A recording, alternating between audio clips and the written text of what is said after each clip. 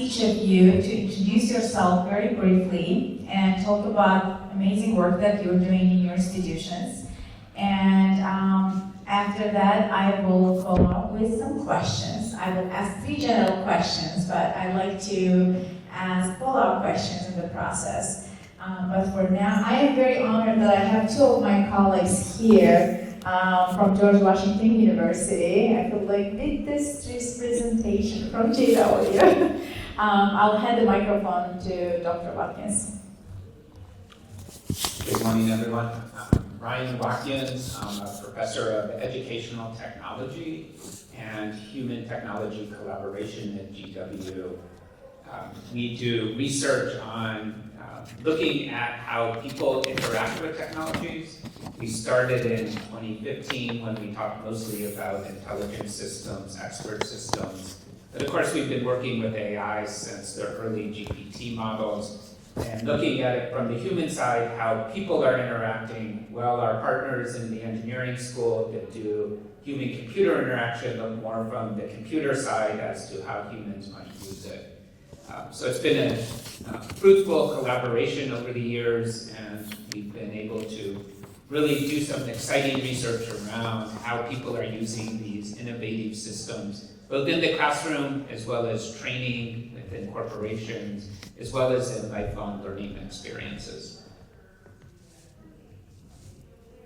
And I'm Natalie Milman. I'm Associate Dean of the Office of Student Life at GW's Graduate School of Education and Human Development, as well as a colleague of mine, both of these, Dr. Watkins. We teach in the same program, the Educational Technology Leadership Master's online program, as well as I serve as an advisor for the Human Technology Collaboration PhD program. My research has primarily centered on the design of education, informal educational environments, from the K-12 all the way to higher education, looking also how we might incorporate technology into that. It's an honor to be here today. Good morning, everyone. It is certainly an honor to be here, and I'm so thankful to be joining all of these lovely panelists up here. My name is Nicole DelMastro-Jeffery, and I am a recent recovering dissertation writer. But I also utilize my dissertation to look at eco-equity challenges within communities. My research specifically focuses on the Chicagoland area. And so I use geospatial mapping to look at areas where we might be putting some lovely, fantastic, high energy producing equipment in certain communities. So we can think about that, such as AI and what that might mean to create and ensure that we have sustainable long-term efforts within those specific communities. And I'm also an avid gardener as well, and so I own my own company, Queen Bee Farmery. And so I'm just thankful to be here with all of you and have a great discussion. My name is Jamila Javadova-Spitzberg. I am professor at University of Texas at Arlington. I am a classically trained musician. I perform on pipe organs all over the world, internationally performing musician. As well as in 2017, I have established a nonprofit organization called Azerbaijan American Music Foundation with the purpose of educating and spreading the sound of Azerbaijani classical music in the United States as well as American classical music in Azerbaijan. I'm not sure why I am in this panel, to be honest. I don't know how I'm going to keep up with such marvelous, people who constantly integrate the technology into their field. My technology tools are historical fortepianos, harpsichords, and pipe organs. But as an educator, obviously I'll do my best to kind of support the panel. So thank you, Sevinj. Thank you. What a lovely and diverse group. And you have a lot to share with the group and the participants. That's why you are in this panel. So the questions will be in 3 sections. The first section is technological integration. And I know we're going to keep hearing the word technology, AI, innovation throughout these 2 days. But let's start because all of us are professors and teaching and then interacting, and we constantly update our curricula. So my first question will focus on the technological integration in education.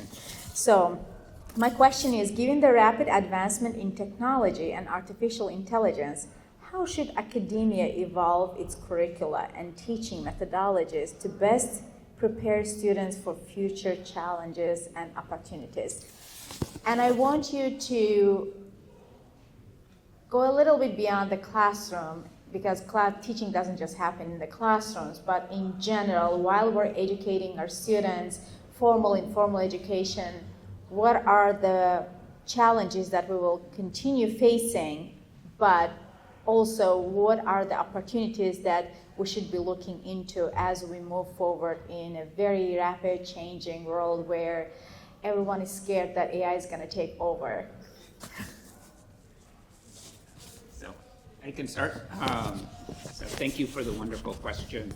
I think as both of our keynote speakers pointed out, society is the mission for our universities and how we can add value, which is a little different than in the private sector. I think that society is changing very rapidly, probably more rapidly than we have in decades, though not totally unique. It's happened at different points in time throughout history.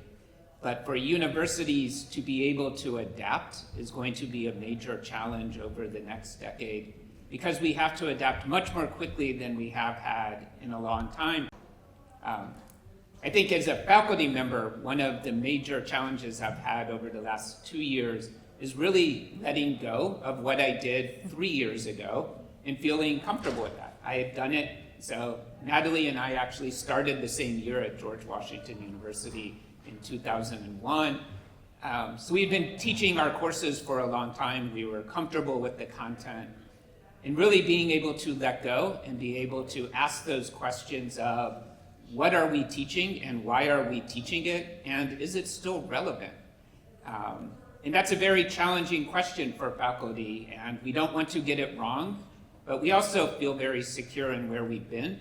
And so it's going to push us into some very uncomfortable positions when you do have to start questioning what is the value that I bring to students and how can I adapt to bring more value going forward. So when I talk with faculty about starting to integrate AI technologies, AI assignments, they're always very nervous, as they should be. But we have to start kind of by throwing all of the old out and starting to say over again, what is it that students really require going forward? Because it has changed. We now have technologies that can do things way beyond what they could do 5 years ago, and it's changing people's jobs quickly. It's changing their opportunities for innovation and change very rapidly. And so I think that's going to be one of the major challenges for faculty, is letting go of what we've done and been successful with in the past, because the past isn't the future going forward. I think you're probably going to see a lot of integration with the prior speeches as well, and I'm guessing also among our talks of what we have to share. I think this idea of tying to purpose that Dr. Gong Hancock talked about in her speech really is at the heart of technology integration. What is the purpose? What is the objective? What is the outcome that as educators who are designers, you're designing education, designing your students' learning experiences, what is it that you want them to get out of this educational experience? And whether or not technology is used or not, that to me is not as important as to what are your goals, what are your objectives, and what are the outcomes that you want. Now, at a time where we are a little bit blindsided or trying to catch up with what AI or other technologies or innovation writ large might be pushing us to think about, we have to come back to the content, our purpose, the strategies that we know that do work, but also be open to other strategies and trying new things that might get us as educators to think outside of the box. And two things that I'll leave you with. One is that it's easy to jump on the AI bandwagon. It's the nice, shiny, interesting, innovative technology that's available with a lot of funding that is behind it as well. But technology has been around for quite some time. We've been using technology for educational purposes for as long as, for hundreds of years. A pencil or chalk can be considered technology. And the other is that we shouldn't get lost in that shiny object, but understand that there has been a considerable amount of research, but also a considerable amount of research that's still needed to help us advance our understanding of how best to educate our students. I think that's a great segue to some of the things that I've been thinking about as it relates to AI. And it always, for me, starts first as an educator and then thinking about what our students are doing with this. So it can be scary for faculty to take on something new that is advancing so quickly. And so I'm always interested in encouraging that conversation between how the instructor might utilize AI in the classroom and to develop curriculum around it. And also to create guardrails where they're thinking about what are the outcomes of a project that you might assign a group of students who does choose to use AI. And really thinking about how students also might lead some of the discussions around what they want best to look like in the classroom. I'm also, because I utilize geospatial modeling to look at the impacts and the long-term physical sustainability of these programs, interested in things like quantum computing, which the University of Illinois, where I'm coming from, has a big role in.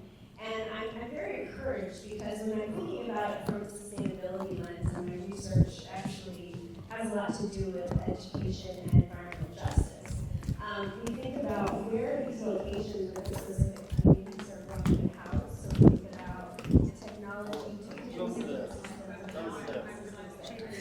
Siz bu nerede? Bu şey değil. Mikrofon değil. O ses yazmak için. Ses yazmaq üçün. Kimsə taxır üstünə, o kamera ilə quraşdırırlar. Sevinç xanım deyir ki, işləmir. Çünki o Neynəmir? Probably. Ha, işləmək işləyir. üçün əvvəlcədən kamera. but also how do we safeguard communities where a lot of this technology will be placed? And so I think that's an additional part of the conversation that is being had. It's not often co-opted, however, with education policy quite yet, but I am seeing that scope and that realm of viability and community health and public health being discussed, and that really is exciting for me because that's that interdisciplinary bridge building. And so those are some of the things that I'm thinking of. I'm not sure that I've answered the question completely, but it has been really exciting to see all of these take place, not only in the classroom, but also thinking about community health and well-being. Again, I will be speaking from my professional perspective view. Tools have always been an integral part of music making. If we look into the 19th century, the metronome was invented in the 19th century. For example, Ludwig van Beethoven was a great fan of the fact that he precisely required his music to be performed in certain speed. So the Nepomuk Monsell, who invented the metronome, really collaborated very closely with Beethoven in order to support his need for that precision. Later, when in France, in Paris, in the 19th century, an organ builder, decided to build a symphonic organ, for example, where he incorporated the sound of various symphonic instruments. The instrument became so large that he was in need of a support of the action, the keyboard, because keyboard was so heavy to play on it was impossible. And then he meets this Englishman, Mr. Barker, who gives him a tool that allows to lighten up the keys.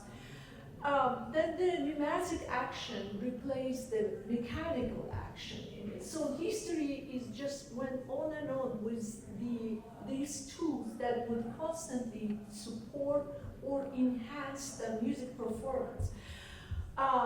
Finally, the software where you could score type, the notate music, that's all like software like Natalie or Sevinj became an incredibly enhancing tools for composers especially to be able to use in their professional lives. Like if you look into handwriting, this perfect handwriting of Johann Sebastian's scores, it's an art, but he had to incorporate the students of his ensemble called Collegium Musicum to help to put parts of the orchestra and handwrite them because he had to compose cantatas per week. So imagine the speed that he needed, the tool he needed. I personally, myself, was forced into a use of technology thanks to pandemic. When we were isolated from our performers, when we were isolated from our students, Zoom became extremely handy. So, of course, the process of learning or teaching through Zoom was an innovative for all of us and challenging as well as for students and instructors alike.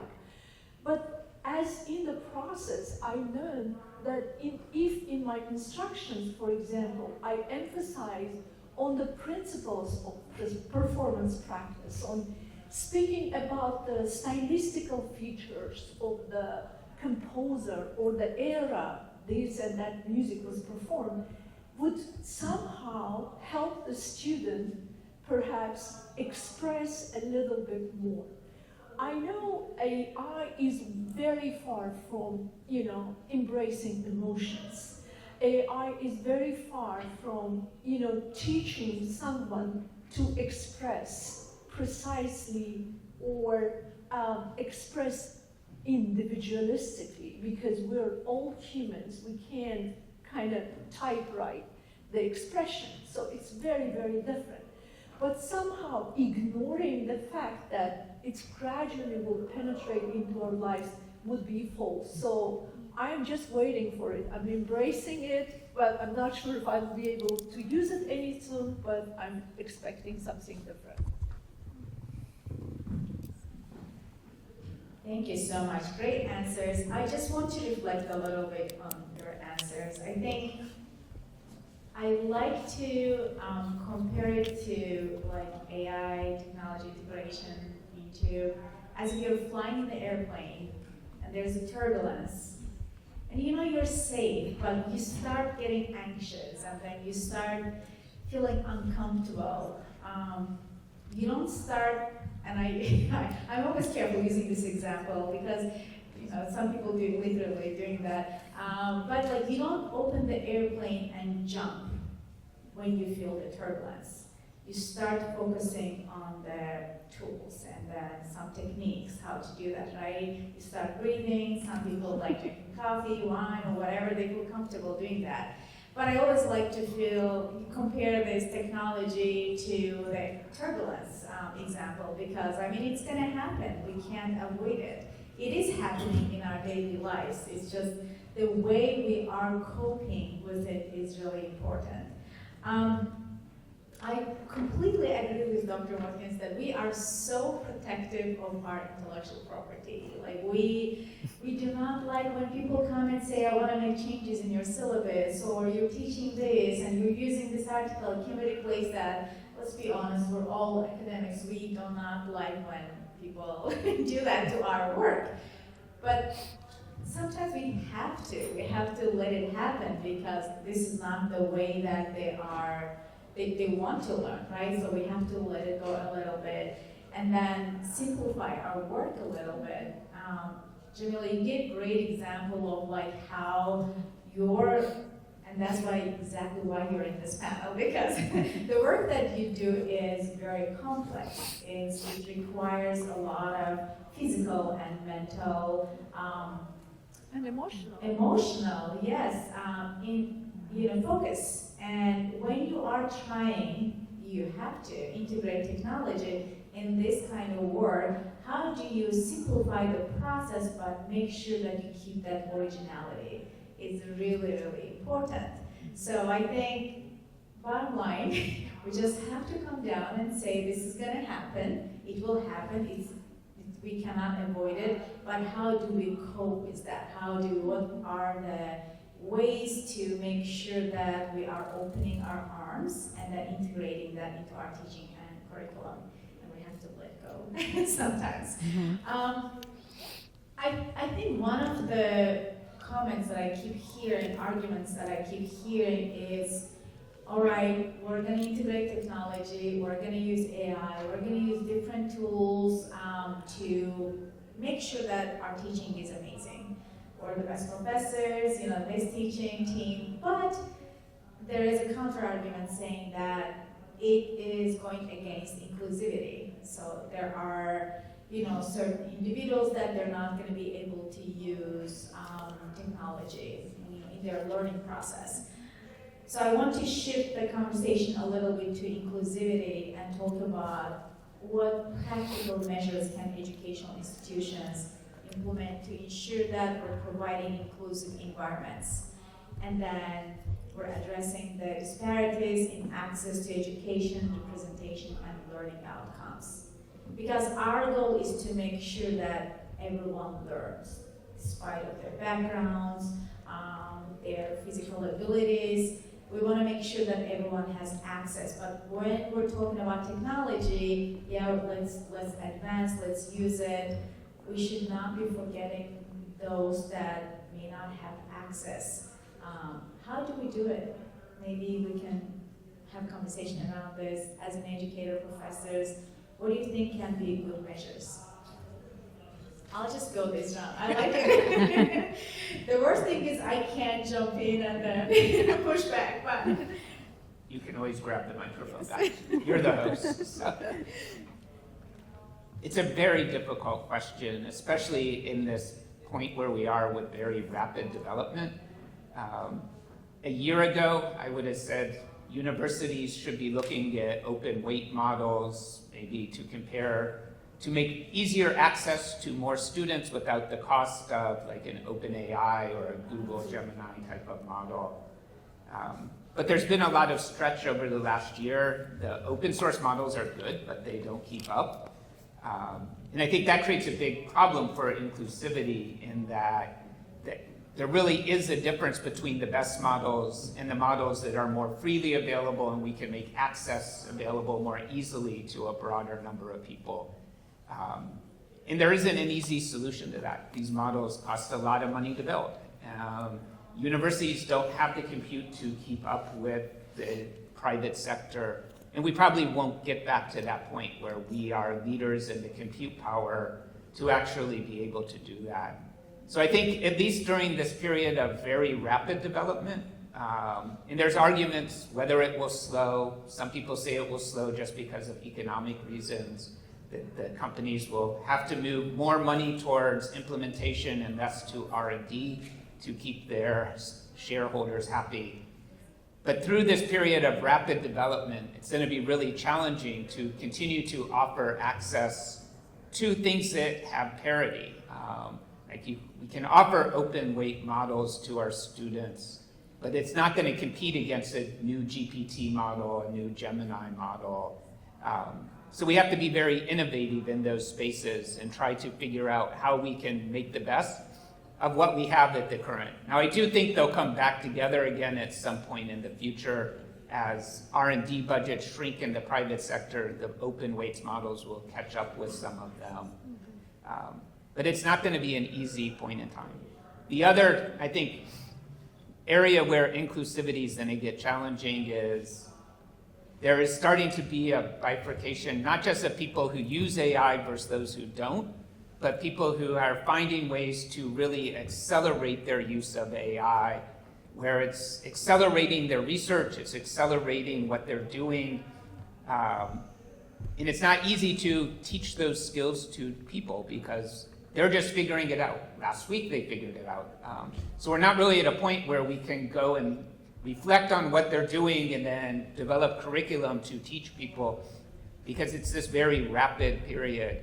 But they're gaining significant advantages. If you look at the AI research, you look at the labs using AI in their research, they are moving much more quickly than labs that are not using AI in their research. And that's going to continue to happen. And so I think at universities, we have to be very aware of that and try to think of policies, incentive systems, and other tools at our disposal to help people catch up with that. But again, I don't have answers to these questions, but I think it's very important to be aware that this is happening right in front of our eyes and will continue at least for the next couple of years.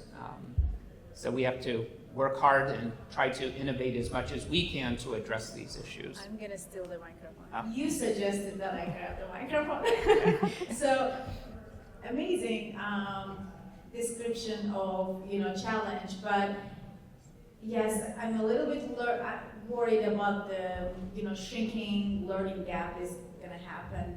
For those who can accelerate and learn, and for those that can't really use it effectively. I guess I'm just going to add it to my question. I'll just keep adding for each of the speakers. Then, answering the question that I posed, and then adding how do you help those who want to catch up? How do you, if someone is learning in a very fast pace, rapidly, and then this gap is shrinking, then how do we also, adding to those measures of helping them to catch up? Is those that can't really move as fast as the other ones. Okay, you're Just to make it easy for you. Is this still on? Yeah. Well, maybe I'll answer like a politician often does, and just answer with what I want to answer instead. But when I think of, I'll go back to the first question, which was how do you integrate and how do you design for inclusive education? And I imagine that each one of us has our own definition of what inclusive education looks like, and it's largely defined by our personal experiences. And that's wonderful and great, but we need to reflect on other people's experiences. And I think of, this is partially why we have this interesting panel. This is why there's this convening. We need to come together, and it has to be our goal, part of our mission, part of our policies. It has to be ingrained in what we do. But on the flip side, it shouldn't just be a checklist. One very basic example that I can give, many of you use learning management systems to add to your students' educational experiences. In our case, when we teach 100% online, that is the main mechanism that we have for teaching and engaging with our students. But there's a tool that they have, it's an accessibility tool that can be built into it to ensure whether or not, and I get red flags and a PDF is red because I haven't made it. And I love that because it's a signal to me, okay, I need to download this and make sure that I have the accessibility measures. But that's just one measure. What are the other measures that we might be missing out because we haven't engaged with others who are also thinking about inclusivity? I think of our colleagues in schools of education, but I also think of the students themselves who might have different challenges that we just don't even recognize. And I also think of how can technology, it can help. It can help our students learn better, but on the flip side, it might also harm some students and impede their learning. So how can we find that balance where we can design instruction to address diverse learner needs and also the challenges that they might have to face, whether they're physical challenges, mental challenges, and so on. So my thought is when you're thinking of inclusive education, we need to have a shared definition, we need to engage each other in the process of thinking about how can I make my classroom, how can I make what I'm designing, the educational experiences for my own students, how can I make it more inclusive? And how can I design how can I design and engage students in the learning process so that they are accessing? And this is a continuous cycle of feedback, in my opinion. It's not just a one-shot deal, we have a workshop and we're done. Or we spend this time here today thinking about it, and you get really jazzed about it and thinking, oh, I'm gonna do this and this and this. It has to be a continuous process because learning is a continuous process, and we must engage our students and get feedback from them about what is working and what is not and why. Well said. I definitely agree with you on that part about students, and I've observed in my own classroom setting that they are typically the ones that are teaching me what the different systems are out there. And I will say, I think there's a huge gap in who has access to platforms and knows about different services and how to use them. Are they asking certain questions, right? Are they realizing that the outputs of the algorithm are only as good and diverse as the inputs, right? So I think a lot about how are we using that in the classroom? If AI is being utilized in the classroom, is there an opportunity as a faculty member to say, hey, let's have people work in groups, and while I might not be specifically aware of it, or maybe I am, I'm realizing that different people have different types of computing systems, different softwares available on there. Maybe you let the students decide how they ask those questions and create a project outcome based on the tools that they have. And so a lot of it for me is thinking about observation, allowing students within that space to take some of the lead and be the primary producers of information. I also think quite a bit about this happening not only in the 4-year, but also in the 2-year. I've done quite a bit of work with community colleges, and that is actually one area we have had historically a high challenge of people either knowing what AI is or accessing it. And again, if we're thinking about the outputs being as great as the inputs themselves, then we have to ensure that we're getting more and more people, if we choose to use AI, putting in inputs so that we can get a more robust output of what the computing system is saying. And so I've been thinking a lot about how to utilize this in the classroom and how faculty might even already be experts in this area, and they might be able to help and train other faculty in that way. And so I think there's so much exciting opportunity for students and faculty and administration to collaborate around these efforts. Yeah, I guess I will be very brief answering this question since I'm not going to use AI anytime soon in my music teaching.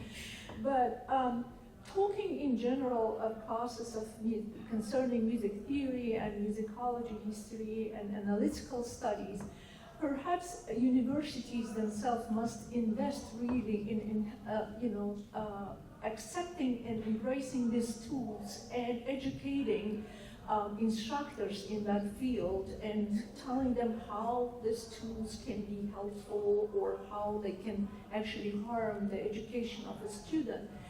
As per what your question, the political question side, obviously, as the panelists said earlier, the private sector will probably advance way faster than the state school will. Like I'm representing University of Texas system, and I have seen already in our website where they kind of encourage instructors to join the AI courses and learn from them. But this is as if right now, I can't compare, let's say, Harvard education, Stanford education with some small community college or some university education on a state level. There is already a huge gap in how they, possess, how much tools they possess in order to introduce the AI. I think the time will come, perhaps the gap will continue to be there. That's realistically, that's how I see. But to take the opportunity again to study, it's a big task for the university administration to implement them and to encourage instructors to join the courses. Thank you. I love how you say I'm not going to integrate AI into my teaching. You need I to only did the whole semester, you see. We're going to push Jamila today and tomorrow to integrate AI. So what I'm hearing is we're all agreeing that we should be keeping ourselves accountable, making sure that we're integrating accessible and diverse tools into our teaching so that everyone has access to what we're teaching in the learning process. The last question and my favorite one, there is some favorite ones because this new generation, we have some new generations here, when you talk to them about university, about lifelong learning, and then, why you should get a degree, they always push back and say, well, so-and-so, dropped out of college and they're very successful and they're billionaires and millionaires. And I just take a deep breath and say, what? You're saying that you don't need a university degree? And some people don't. They do really well. They get associate degrees, or they become, they go to vocational education. But I think it's this big, turbulence of, if I just know technology, how to use technology, if I know how to use AI, that's it, I'm going to be successful, I will become a billionaire. I would have loved to be that person with that confidence, and that's exactly why probably I'm not a billionaire. But my question is, we work in academia and we see a big change, big shift in student learning. And this is not just because of technology. There are many reasons, and pandemic was, let's blame pandemic for many things.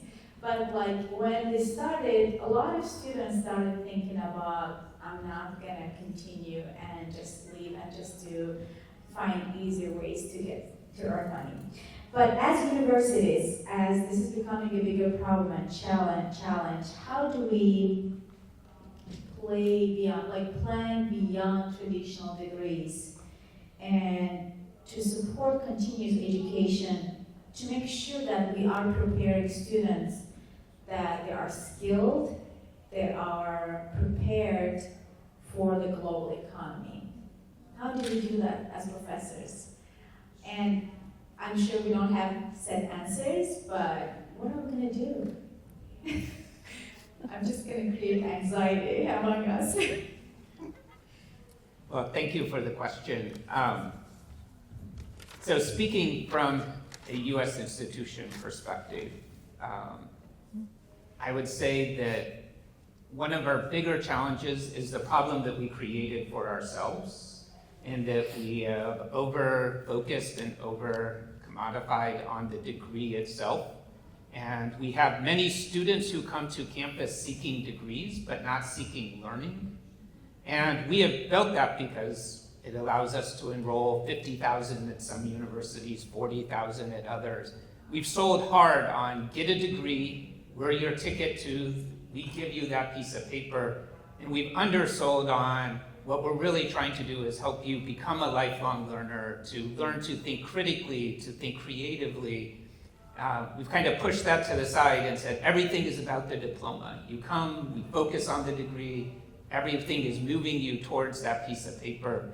And now it's coming back to bite us, where we have learners coming and they're like, I can use ChatGPT to write my paper and I'll still get the degree at the end.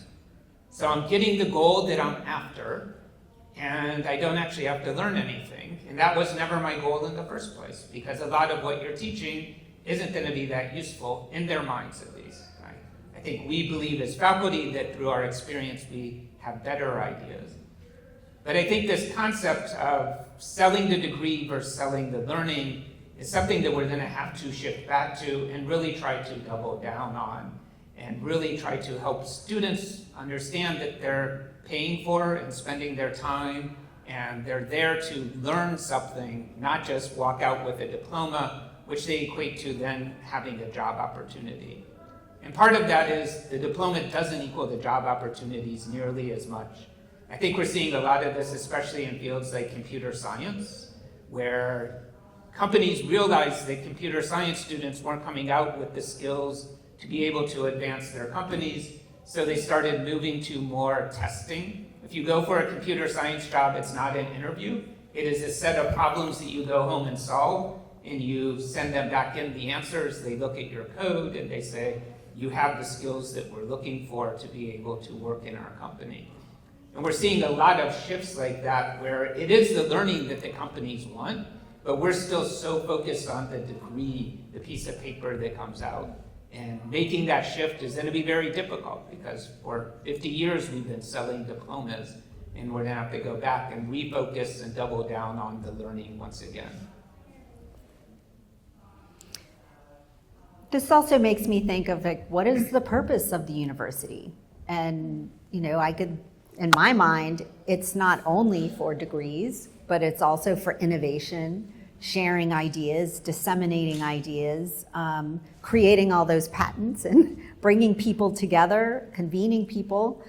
And I also think of one of the biggest lessons that we learned from the pandemic was how important it was to have a physical space where people come together. Granted, that's in the more traditional university kind of system where people come together, go to classes, but it's not just about the classes. Just like this event, this convening, it is absolutely not just about sitting and listening to us talk, but it's the connections that you make with the people sitting next to you. Some of it, complete serendipity. I'm sitting next to, Nicole, and it's complete serendipity that she's here. And if you talk about, find out how she got here, it's a fun, interesting story.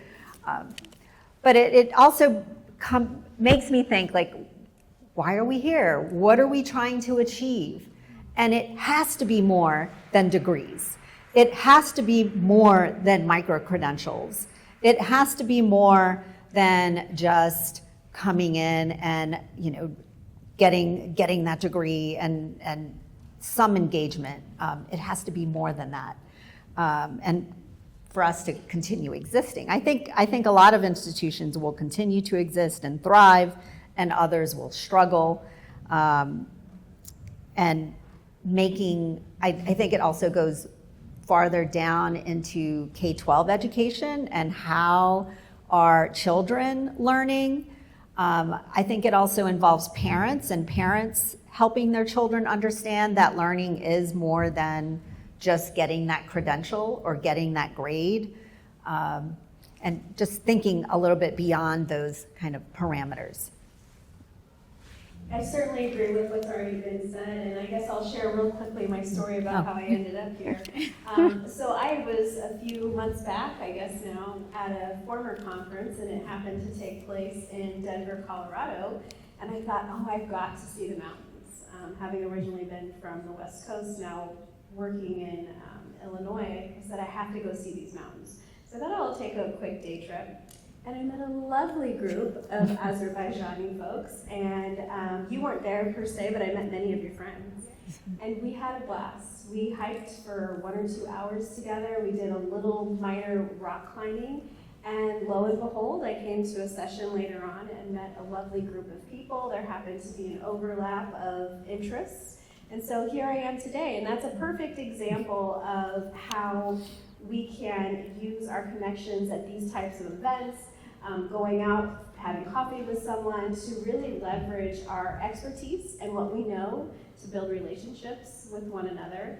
And so I think that really goes back to this whole idea for me, is that the world is a lot smaller than we think.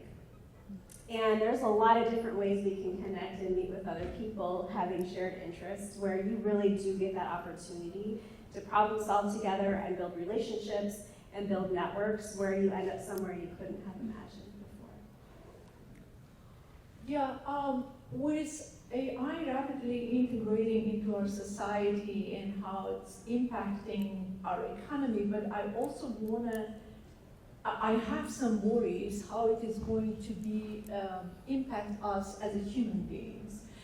In a sense, how much creativity, how much mental, emotional development will continue to have if this tool is going to give us just some sort of an algorithms and tell us all the time and give us a perfect answers, then as a human, how are we going to develop? How are we going to, where's the evolution process as a humans, you know, even in a physical sense is going to take us?